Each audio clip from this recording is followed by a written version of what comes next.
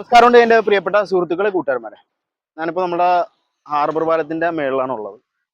ഇപ്പോൾ ഹാർബർ പാലത്തിൻ്റെ ഒക്കെ പണി കഴിഞ്ഞു. കഴിഞ്ഞ ഒരാഴ്ച എങ്ങാണ്ടായി ഇതിപ്പോൾ തുറന്നിട്ട്. നമുക്കറിയാം 30 ദിവസം ഈ പാലം പൂട്ടിയിട്ട് കഴിഞ്ഞപ്പോഴത്തേക്കും നമ്മുടെ കൊച്ചിക്കാരുടെ അവസ്ഥ എന്തായിരുന്നുള്ളത്. ബ്ലോക്കും ദുരിതവും കാര്യങ്ങളൊക്കെയാണ്. ഇതാ കാണുന്നതാണ് നമ്മുടെ ഐലൻഡ്. അതേപോലെ തന്നെ ഈ ബോട്ടുകളൊക്കെ കിടക്കുന്ന സ്ഥലമാണ് നമ്മുടെ ഹാർബർ എന്ന് പറയുന്ന സ്ഥലം അല്ലേ. കൊച്ചിക്കാരോട് പ്രത്യേകിച്ച് പറയുന്നതും വേണ്ട, നമുക്കറിയാം ഐലൻഡ് എന്താണെന്നും ഹാർബർ എന്താണെന്നും. എന്തായാലും ഐലൻഡിന്റെ കാര്യത്തിൽ എന്തായാലും ഒരു തീരുമാനത്തിലായി. ഇനി അടുത്ത തീരുമാനത്തിലാവാനുള്ള ഒരു സ്ഥലം എന്ന് പറയുന്നത് നമ്മുടെ കൊച്ചിയിലെ ഹാർബറാണ്. അപ്പോൾ ഹാർബറും ഏകദേശം ഒരു തീരുമാനത്തിലായിക്കൊണ്ടിരിക്കുകയാണ്. ഇപ്പോൾ ക്രിസ്മസ് ആയത് കാരണം ഇപ്പോൾ ഈ ബോട്ടുകളൊക്കെ ഇപ്പോൾ ഇങ്ങനെ കിടപ്പുണ്ട്. ഇനി ഇനി ഇനി വരാൻ പോകുന്ന ദുരിതം എന്ന് പറഞ്ഞിട്ടുണ്ടെങ്കിൽ നമ്മുടെ കൊച്ചിയെ സംബന്ധിച്ചിടത്തോളം കൊച്ചിയുടെ സാമ്പത്തിക സ്രോതസ് എന്ന് പറയുന്നത് 2 സ്ഥലങ്ങളായിരുന്നു.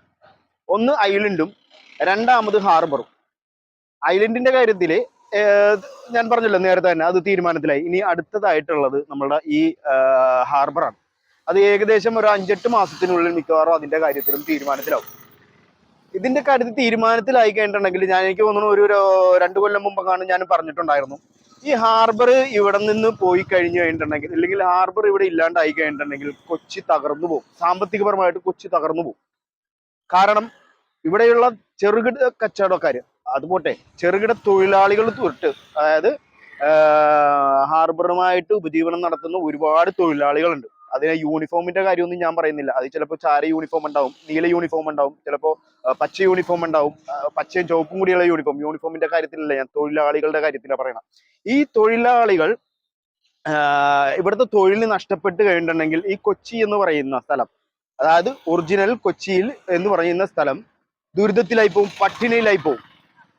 ഇപ്പോ ഇവിടെയുള്ള നേതാക്കന്മാര് നിങ്ങളിപ്പോ ഓൾറെഡി ഇപ്പോ എന്താണ് ബക്കറ്റ് പിരിവും അല്ലാതെ പിരിവും ഈ പറയുന്ന തൊഴിലാളികളുടെ പോക്കറ്റിൽ നിന്ന് നിങ്ങൾ പിരിച്ചെടുക്കുന്നതും ആയിട്ടുള്ള പൈസകൾ കൊണ്ട് നിങ്ങൾ കോടിക്കണക്കിന് രൂപ നിങ്ങൾ നേതാക്കന്മാരെ ഉണ്ടാക്കിയിട്ടുണ്ട്. അതുണ്ടാക്കിക്കോ. അത് നിങ്ങളുടെ തൊഴിലാളികളുടെ അവസ്ഥ എന്ന് തന്നെ പറയാം. ഞാൻ അതിലേക്കല്ല പോകുന്നത്. ഇനി വരാൻ പോകുന്ന കൊച്ചിയുടെ അവസ്ഥ എന്ന് പറഞ്ഞിട്ടുണ്ടെങ്കിൽ വളരെ പരിതാപകരമാണ്. ഈ ഹാർബർ ഇവിടെ നിന്ന് പൂട്ടിപ്പോയി കഴിഞ്ഞാൽ കൊച്ചി, അതായത് ചെല്ലാനം, കണ്ടക്കടവ്, ഫോർട്ട് കൊച്ചി, മട്ടാഞ്ചേരി, പള്ളുരുത്തി, തോപ്പുംപടി, എടക്കൊച്ചി അടക്കം പെരുമ്പടപ്പടക്കം പശ്ചിമ കൊച്ചി എന്ന് പറയപ്പെടുന്ന ഏരിയ കംപ്ലീറ്റ് ആയിട്ട് പട്ടിണിയിലേക്ക് പോകും. കാരണം ഇതാണ് ഞാൻ പറഞ്ഞത്, സാമ്പത്തിക സ്രോതസ്സാണ്. കൊച്ചിയിലെ സാമ്പത്തിക സ്രോതസ്സാണ് ഈ പറയുന്ന ഹാർബർ എന്ന് പറയുന്നത്. ഈ ഹാർബർ കൊണ്ട് ജീവിക്കുന്ന ഒരുപാട് ആളുകളുണ്ട്. അതേപോലെ തന്നെ ഈ ഹാർബറിൽ നിന്ന് വരുന്ന വരുമാനം കൊണ്ട് ഇവിടുത്തെ ഓരോ തൊഴിലാളികളും, ഓട്ടോറിക്ഷ തൊഴിലാളികളുണ്ട്, ചെറുകിട കച്ചവടക്കാരുണ്ട്, വൻകിട കച്ചവടക്കാരുണ്ട്, എല്ലാവർക്കും ജീവിക്കണം. ഈ ഹാർബർ ഇവിടെ നിന്ന് പോയി കഴിഞ്ഞാൽ കൊച്ചി പട്ടിണിയിലേക്കാണ് പോകാൻ വേണ്ടി പോകുന്നത്.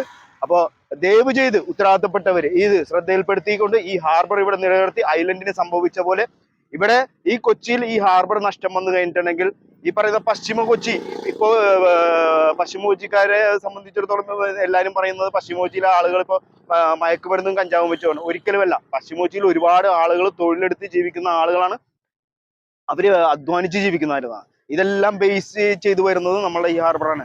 ദയവ് ചെയ്ത് ഉത്തരവാദിത്തപ്പെട്ട ആളുകൾ ഈ ഹാർബർ ഇവിടെ നിലനിർത്തിക്കൊണ്ട് പശ്ചിമ കൊച്ചിയെ ദയവ് ചെയ്ത് രക്ഷിക്കണമെന്ന് അഭ്യർത്ഥിച്ചുകൊണ്ട് ഞാൻ ഇനി ഒരു കാര്യം കൂടി ഞാൻ പറഞ്ഞുതരാം. നമ്മളുടെ ഇപ്പോൾ കാർണിവൽ നടന്നുകൊണ്ടിരിക്കുക, ഫോർട്ട് കൊച്ചി കാർണിവൽ. നിങ്ങൾക്ക് അവിടെ പല വിധത്തിലുള്ള വിഷയങ്ങളും പ്രശ്നങ്ങളും ഉണ്ടാവും. പപ്പാനിയുടെ താടിക്ക് വ്യത്യാസം ഉണ്ടാവും, ചിലപ്പോൾ പപ്പാനിയുടെ ഫേസിന് വ്യത്യാസം ഉണ്ടാവും. പപ്പാനിയുടെ നമ്മുടെ കൊച്ചിയുടെ ഒരു പൈതൃകം കാത്തു സൂക്ഷിക്കേണ്ടത് നമ്മളുടെ ഓരോ ആളുകളുടെ ഉത്തരവാദിത്തം. നിങ്ങൾ അവിടെ രാഷ്ട്രീയമോ മതമോ വർഗമോ ജാതിയോ ഒന്നും നിങ്ങൾ നോക്കാതെ എല്ലാവരും നല്ല രീതിയിൽ തന്നെ മുൻപോട്ട് പോട്ടെ. ഈ അടുത്ത പുതുവർഷം നല്ലൊരു പുലരിയായി മാറട്ടെ എന്ന് ആശംസിച്ചുകൊണ്ട് ഞാൻ നിർത്തുന്നു. ജയ് ഹിന്ദ്, ബൈ.